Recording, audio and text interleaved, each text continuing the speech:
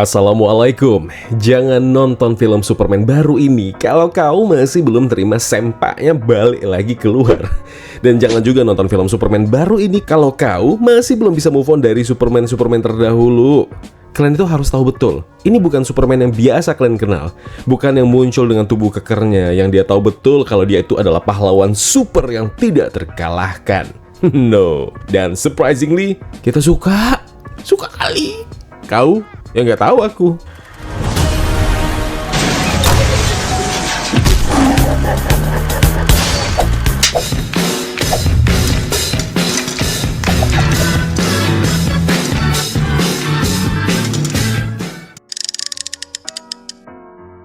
Iya, itu hal baik. Film ini tahu banget, 1 jam pertamanya bakal bikin banyak penonton kaget, bahkan kesal. Dan aku juga salah satu yang sempat kesal awalnya.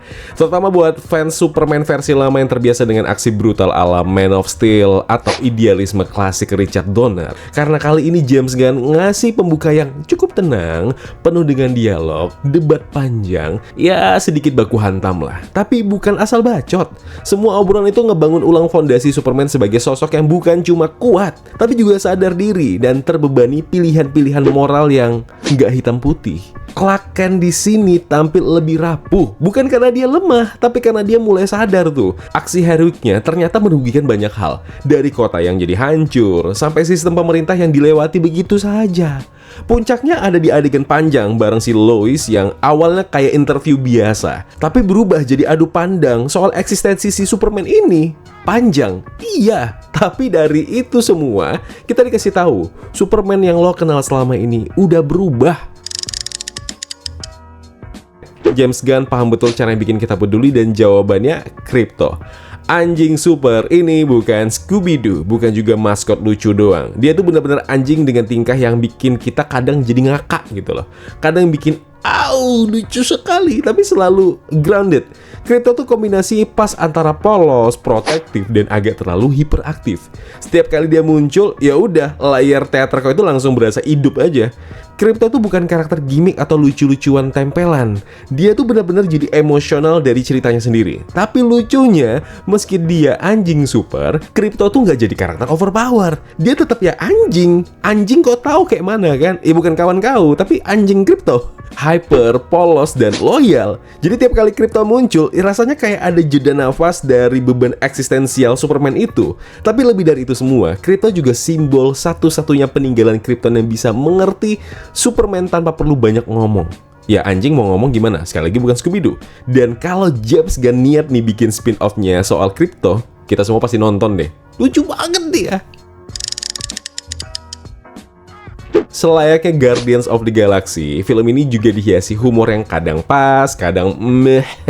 Tapi di tengah semua itu, dialognya punya bobot. James Gunn tahu cara ngelempar punchline konyol di satu momen. Ya, lucu iya kadang, tapi seringnya malah hambar menurutku. Betul, komedinya begitu ringan, tapi kurang semenyenangkan saat kita melihat GOTG. Mungkin James Gunn pengen ngerem itu supaya nggak dibilang orang kalau Superman versi garapannya ngikut-ngikutin jejak GOTG. Jadi, ya cukup segitu aja. Jadi kalau kau berharap lucu banget, ya justru jauh lah dari konteks Superman yang kita kenal selama ini. Biasanya Daily Planet itu cuma jadi tempat Clark Kent nyembunyiin identitas aslinya. Tapi di sini, redaksi ini jadi pemain penting. Ini bagian yang paling fresh banget. James Gunn ngeramu suasana redaksi Daily Planet jadi kayak ruang strategis aja gitu. Di tengah kekacauan dunia yang takut sama Superman, ini jurnalis Daily Planet malah jadi pihak yang paling percaya sama dia. Ya maksudnya pada akhirnya percaya.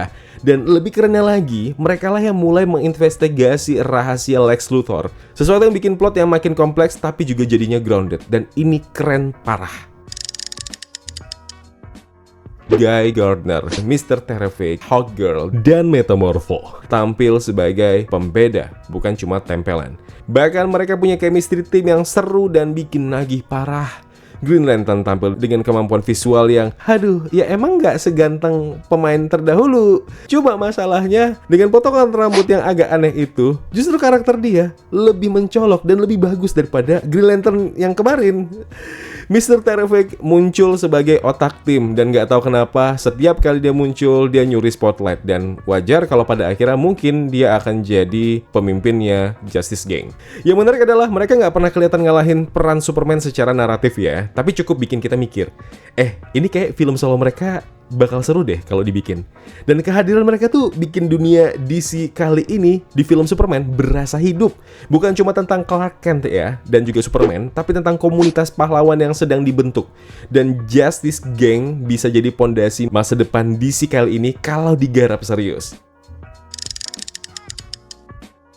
Pocket Universe itu perlu digali karena ini potensial dibandingkan selipan universe-nya Marvel.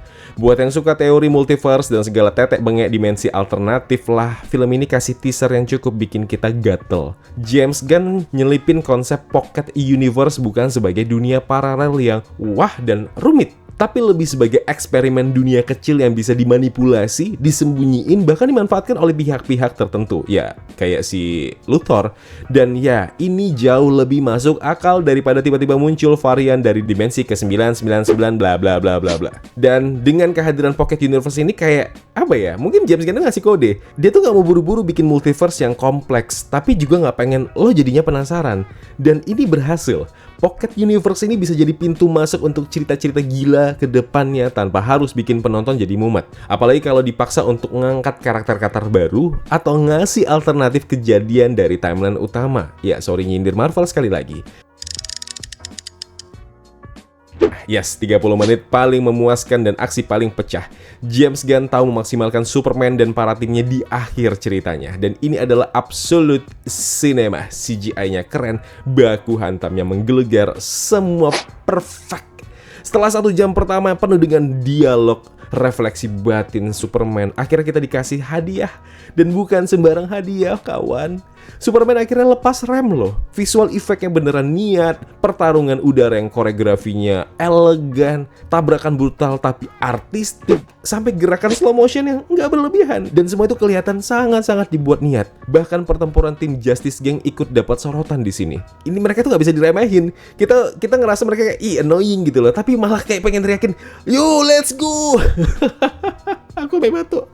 Dan di tengah semua itu ada momen emosional yang tetap dijaga. Bukan sekedar pertarungan tanpa makna ya, tapi ada benturan idealisme, ada obsesi, ada harapan.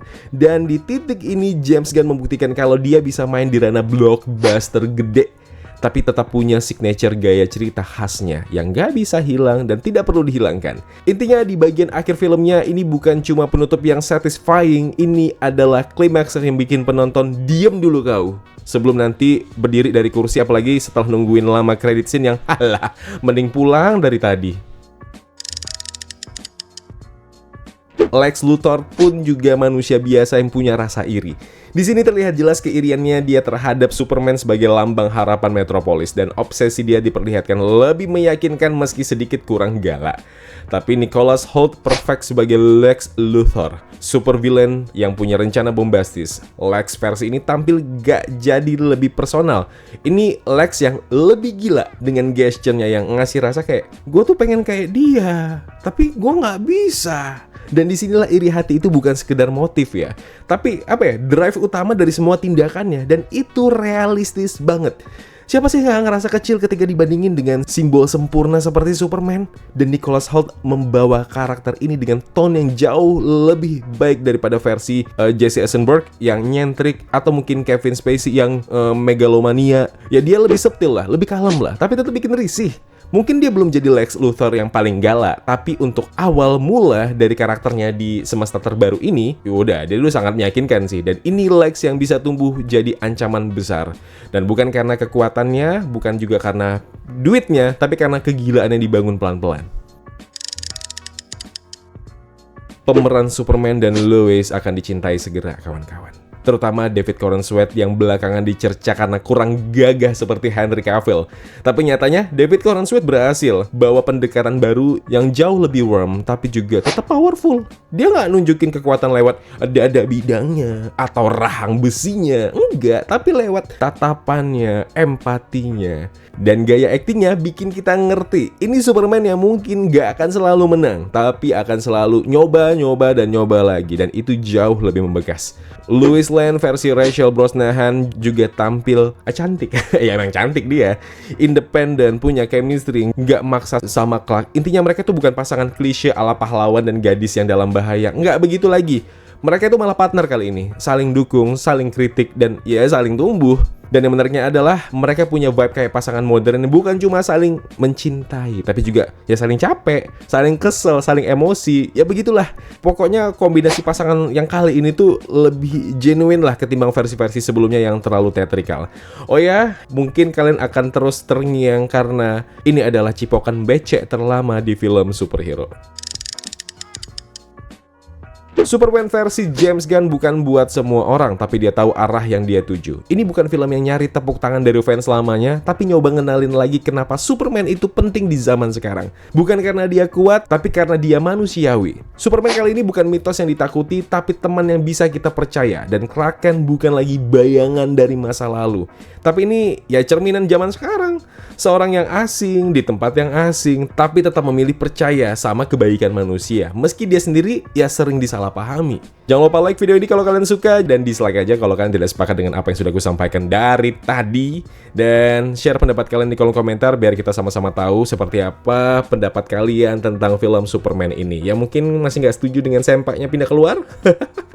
Ajak teman-teman kalian untuk subscribe channel Kawan Review biar banyak lagi yang kenal, banyak lagi yang sayang, banyak lagi yang dukung channel review film ini. Terima kasih, I love you full. Kalau begitu aku Zain pamit undur diri. Kita ketemu lagi di video berikutnya. Wassalamualaikum.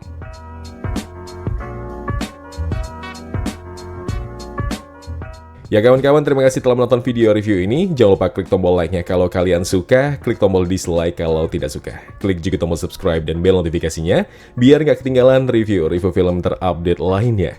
Kalau begitu aku Zain pamit undur diri, kita ketemu lagi di video berikutnya. Tetap positif dan jangan lupa bahagia.